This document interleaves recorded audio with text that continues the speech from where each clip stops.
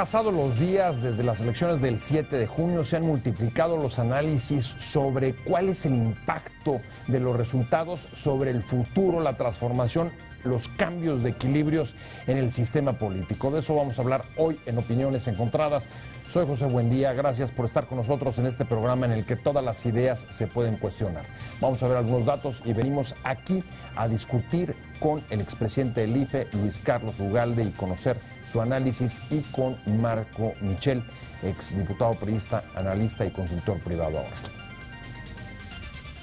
El gobierno de Enrique Peña Nieto ha interpretado los resultados de la elección como un espaldarazo a su política y al buen desempeño de la economía, a pesar de que otros lo que ven es más bien una derrota de la oposición. Los tres partidos grandes sumaron 77% de los votos en 2009 y ahora caen un total de 16 puntos en conjunto. Ninguno alcanza el tercio de votos, lo que rompe el equilibrio de las fuerzas en el sistema tal como ha funcionado hasta ahora. La política ha dado un vuelco hacia lo local. Los partidos que más avanzan tienen su fuerza a nivel regional, Morena en el DF y Movimiento Ciudadano en Guadalajara. En las capitales de los estados destacó la alternancia como el castigo a los gobiernos. En Nuevo León, el binomio PRI-PAN fue borrado también a nivel local por la candidatura de un independiente, el Bronco. Para muchos es el inicio del eclipse del sistema de tres partidos fuertes. Pero su debilitamiento implica también retos para la democracia ante la fragmentación política. ¿La política se dirige a lo local?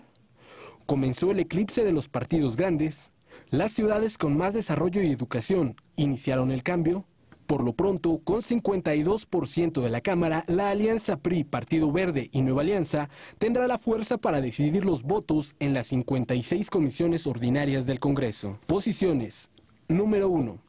Para el presidente Peña Nieto, el respaldo electoral es resultado del buen paso que lleva su gobierno y que se refleja en la economía de la población.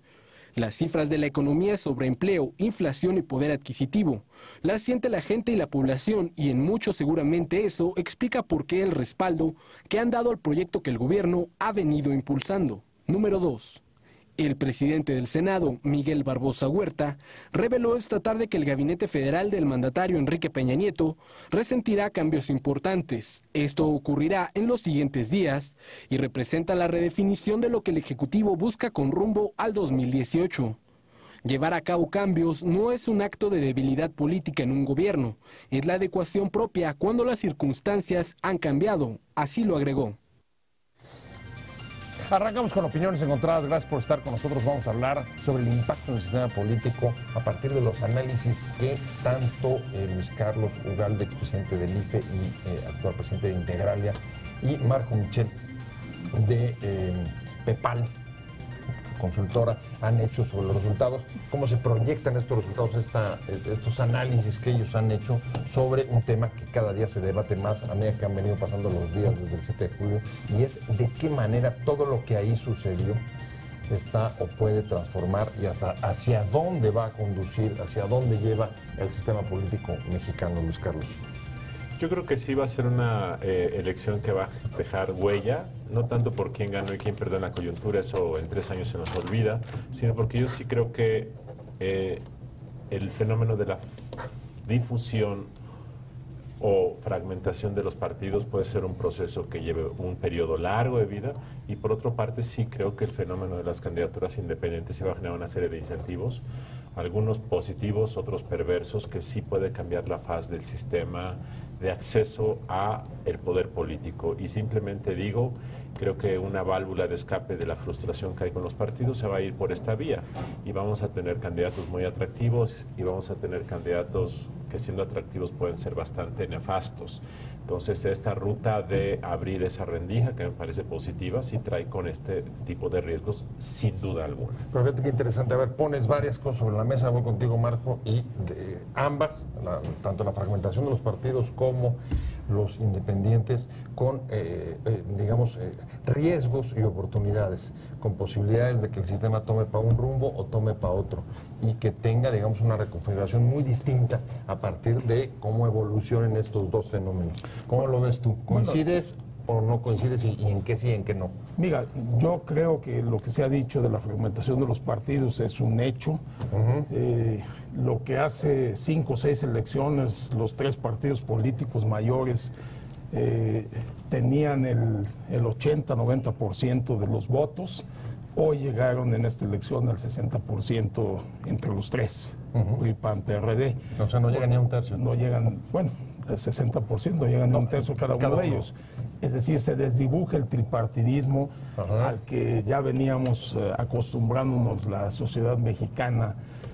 Hoy tenemos pues 3 o 4 partidos más que van a estar jugando en el Congreso con pues incidencia importante en las decisiones del órgano legislativo.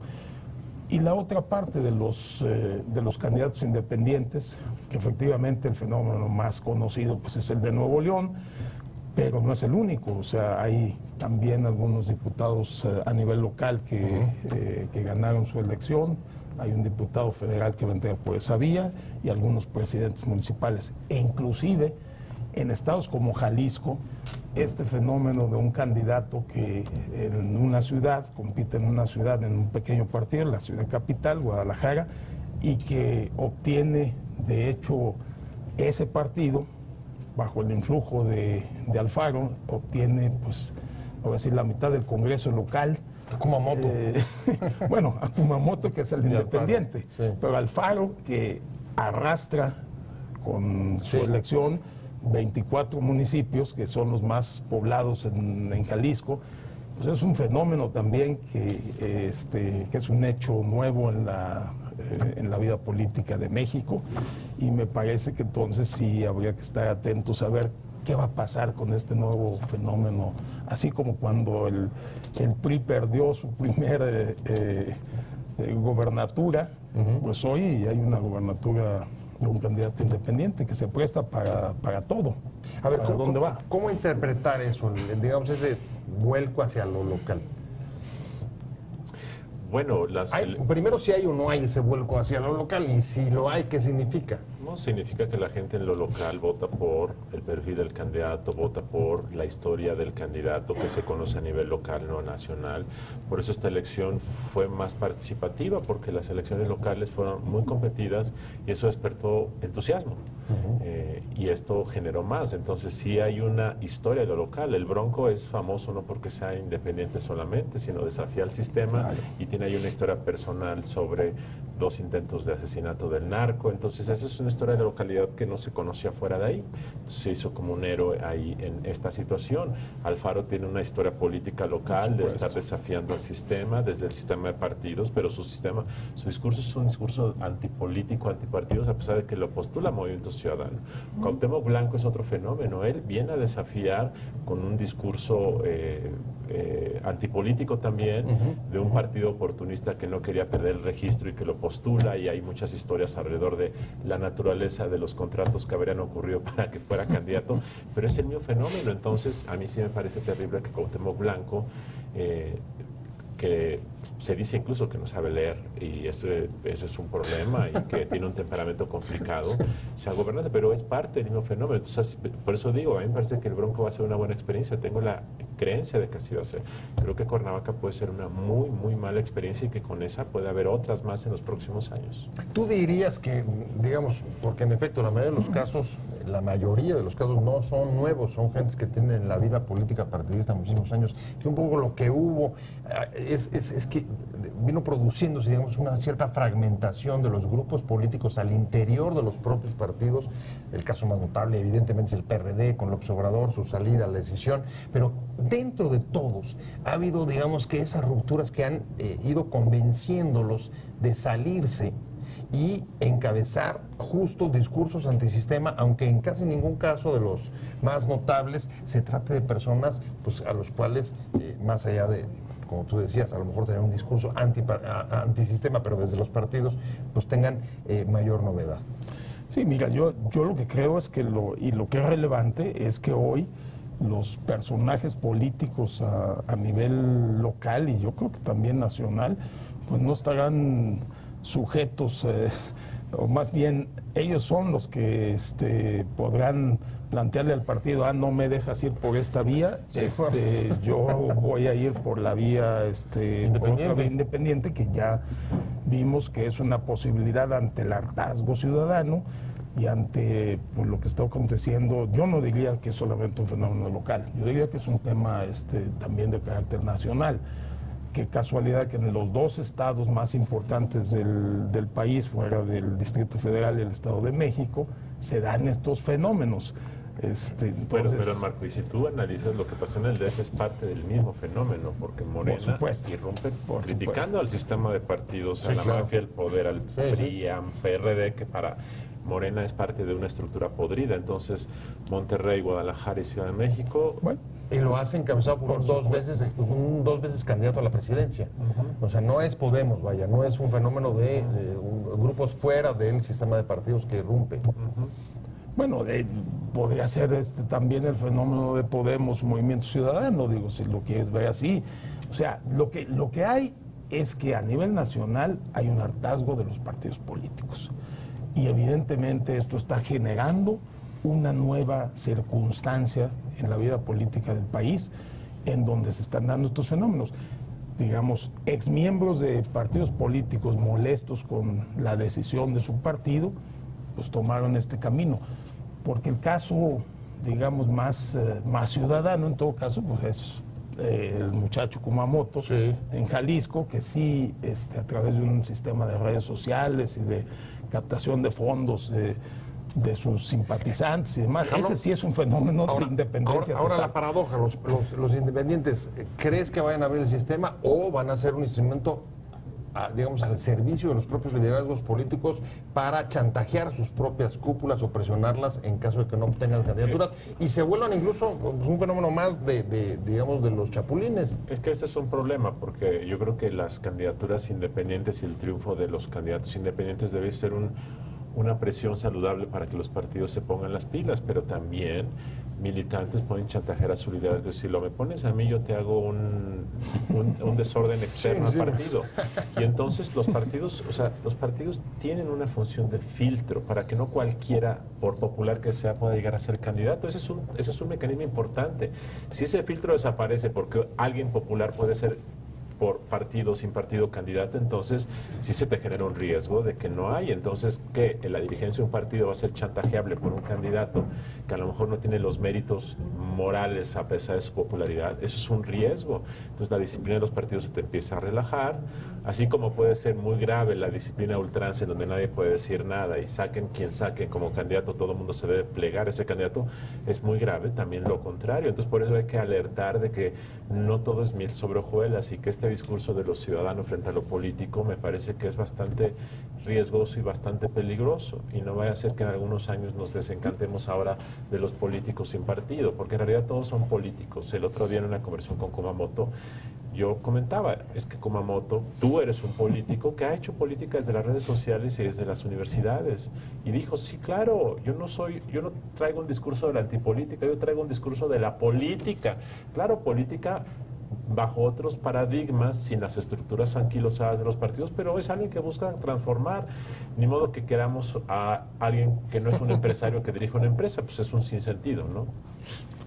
¿Tú ves más riesgos o más beneficios? Mira, más allá de lo que alerta Luis Carlos. No, evidentemente todo este fenómeno de dispersión y de los candidatos independientes puede generar caudillismo. Sí, caudillismo moderno, digamos, no a la usanza que lo conocíamos. Sí puede existir eso. Pero a ver, es una seria advertencia para el sistema de partidos y los partidos políticos. Si no cambian los partidos, este asunto va a caminar también por la vía de esta dispersión, o sea, vamos a seguir alimentando esta dispersión. Yo espero lo que está pasando y no piensen que las cosas transcurrieron en la normalidad y que todos para adelante, todos contentos. Yo creo que ha sucedido una profunda transformación en estas elecciones, se ha mostrado una profunda transformación del sistema político. Vamos a ver cómo reaccionan los actores. A ver, hay un asunto que me parece, digamos que de gran calado hacia adelante y que tiene que ver, lo decían ambos y creo que coincidían y si no, corríjanme, digamos, una cierta transformación del sistema construido a partir, digamos, de 3 fuerzas políticas que se ponen de acuerdo, PRI, PAN, PRD, que más o menos han sido, digamos, las fuerzas prevalentes de los últimos, desde el 2000 para acá. Tú dices que se pongan las pilas, Marco igual, en eso coinciden. A ver, ellos mismos ponerse las pilas, ¿qué significaría frente a la, digamos, a la pérdida de esa lógica del sistema de 3 bandas? Primero, yo creo que es muy difícil que se las pongan porque para ponértelas necesitas reconocer tus errores, y lo que hemos visto en el caso sobre todo del PAN particularmente es que los dirigentes, el dirigente de ese partido se va a poner las pilas primero si mantiene su cargo, si mantiene su coordinación de diputados, si mantiene a su camarilla. Ahí empieza el problema. Tú no te puedes poner las pilas en un proceso de renovación si tú quieres mantener tu posición. Y eso ya se jodió. ¿Por qué? Porque pues vamos a seguir viendo un proceso de deterioro, de pleitos internos, y no veo que vaya a haber un cambio en lo fundamental. Así es que va a haber goteo y goteo y goteo, como los adictos que solamente van a rehabilitación ya que están bastante mal. Entonces, y en el PRD veo una lógica semejante. Primero mantengo mi estructura, mi control, y ya después cambiamos. Si cambiar significa autoimponerme un sabotaje o salirme, nadie lo va a hacer. Entonces, bueno, digamos, de los errores, el reconocimiento de errores que ponía Luis Carlos sobre la mesa, y tenemos la declaración que hizo el presidente hace una semana diciendo: esta mayoría que yo he vuelto a ganar, ahora con mis aliados, que es más o menos la misma que había ganado, la logré gracias al buen desempeño de la economía, y es un respaldo a las políticas de mi gobierno.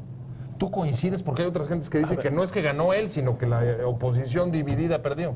No, yo creo, insisto, en que habría que ser autocrítica. O sea, ¿lo ves autocomplaciente a Peña? Bueno, me parece que de todas maneras sí, el PRI pierde una decena de diputados, él propiamente los gana con el Partido Verde y alcanza los 200, y Nueva Alianza alcanza los 250 o 260 según sea el caso de diputados en el Congreso. Ahora, si se quedan con esa lectura el partido gobernante, pues me parece que pues estarían tomando también una solución del tipo de las que está tomando el PAN o el PRD, como ha dicho Luis Carlos. O sea, no es así.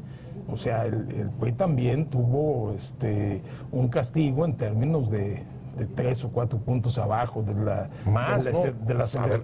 elección intermedia del 2009. Sí. De la presidencial son 7 puntos, más o menos. Creo que es ahí donde van 4 puntos, pero son como 7 si toman la de la elección del 2009.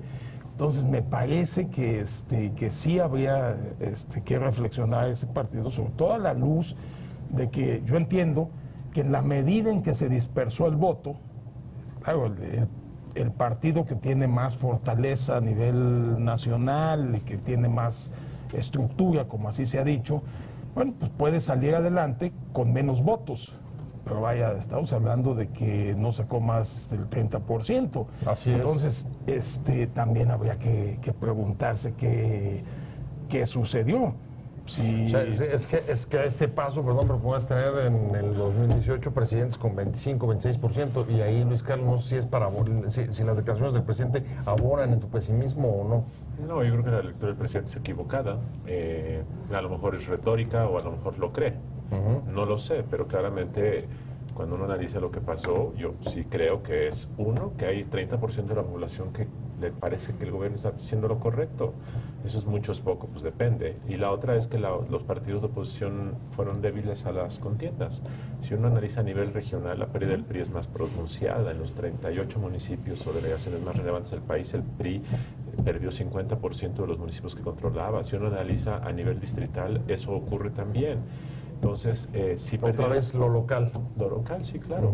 Entonces, sí, bueno, por cierto, en los 38 municipios más importantes del país, el PAN ganó significativamente varias presidencias municipales importantes. Pero el tema central es que 2018 yo sí creo que va a haber al menos un candidato independiente atractivo, si no es que dos. A la presidencia, sí. Seguramente López Obrador irá por su lado, quizá el PRD se le sume o se irá por su lado. Entonces sí va a haber todos los incentivos para que haya 4, 5, 6 o 7 candidatos en contienda y puede ocurrir esto que dices, que alguien gane con menos del 30%, sin duda. Ahora, la verdad es que el futuro de las transformaciones del sistema político, paradójicamente, la tienen ellos, la tienen los partidos. Ellos son los que tienen, digamos, o siguen manteniendo la llave en el Congreso. El PRI, 52%, va a tener todavía una mayoría relativamente pues, cómoda. Sí. Si no entienden, o sea, ¿tú crees que vayan a usar ese poder para hacer una transformación que pueda afectar sus intereses o ya el enquilosamiento no los va a dejar? Bueno, mira, el tema es que podemos partir de las dos vías. Si se mantiene una posición cómoda como la que ahorita se están asumiendo cada uno de los tres partidos, buscándole explicaciones a sus buenos o malos resultados, pues ahí nos vamos a quedar en la inercia. No, pues, se profundizará la fragmentación, como dice Luis Carlos. Y caminaremos efectivamente a una situación en donde pues a lo mejor sean los independientes los que vayan a tener éxito en el 2018. Si en cambio los partidos ven en serio este asunto, ven lo que hay detrás, lo que la ciudadanía está mandatando, por decirlo así, en esta elección, como estos fenómenos de los que ya hemos hablado en este programa, me parece que sí deberían de ponerse a repensar las cosas y a plantearse pues una nueva forma de seleccionar candidatos, de buscar una mayor apertura en las elecciones, hacer una especie de primarias para sus candidatos, en fin, habría que buscar nuevas modalidades. De otra manera, pues por lo menos en lo inmediato, yo diría que los partidos pues van a tener poco éxito para adelante si al paso que vamos. Ahorita ya estos tres partidos lograron el 60% de los votos. Bueno, pues si sigue esta inercia, pues vamos a ir viendo cómo disminuye su participación. Sí, cierro contigo. ¿Es suficiente con mejorar los métodos de selección de candidatos? No, yo creo que los partidos tienen que ser partidos. Gran parte del problema del PRD y del PAN es que no han sido partidos de oposición y han entrado en una lógica de complicidad y eso es lo que el ciudadano detecta. Este partido no está actuando en el rol que le corresponde. Como el PRI también, cuando ha sido oposición, a veces no actúa en el rol que le corresponde porque lo que da la sensación es que se ha generado más una lógica de complicidad. Ahí viene Morena y eso es lo que está prometiendo. Exacto, por eso Morena es tan atractivo, porque se manifiesta como la única oposición real y a veces da la impresión de serlo. Pero sí, lo que ha pasado el PAN y el PRD es que no parecen ser una oposición real. Sí, aunque a Morena no le dio tampoco la ciudadanía una gran sí, tampoco, apoyo, pero al menos en un segmento de la población hacen pensar en eso. Entonces, y también a nivel regional, ¿no? Otro ejemplo de lo local. Sí, por ejemplo, del Distrito Federal, ya dijimos, ¿no? Pero el tema es ese, el tema es que sean partidos y cumplan su rol. El segundo tema es que sancionen la corrupción, sea de propios o de extraños, cuando la detecten, y eso no está ocurriendo. El tercero es que tengan un lenguaje moderno, un lenguaje, por eso Kumamoto se acerquen a los ciudadanos. Por eso Kumamoto reacciona correctamente, porque tiene un lenguaje moderno. Ese es el tema, no son muchas cosas, sí, es bastante sentido común lo que tienen que hacer. Y entonces, ¿cuál es la principal obstáculo? Bueno, si es sencillo si la política cambió, claro, si la forma de hacer, política cambió, los partidos políticos tienen que cambiar. Porque es la política de camarillas. Es el asunto de mantener nuestras botas, la lana, las prerrogativas, cuida esto, mi primo, mi tío. O sea, es lo que siempre jode la política históricamente. Es el querer privilegiar a grupos en lugar de privilegiar interés común. El PAN fue un partido que construyó su historia durante décadas justamente combatiendo eso. Y como ellos mismos dicen, ya se impregnaron de este problema. O sea que, digamos, una de las cosas que faltaría a toda esta parte es reducir dinero.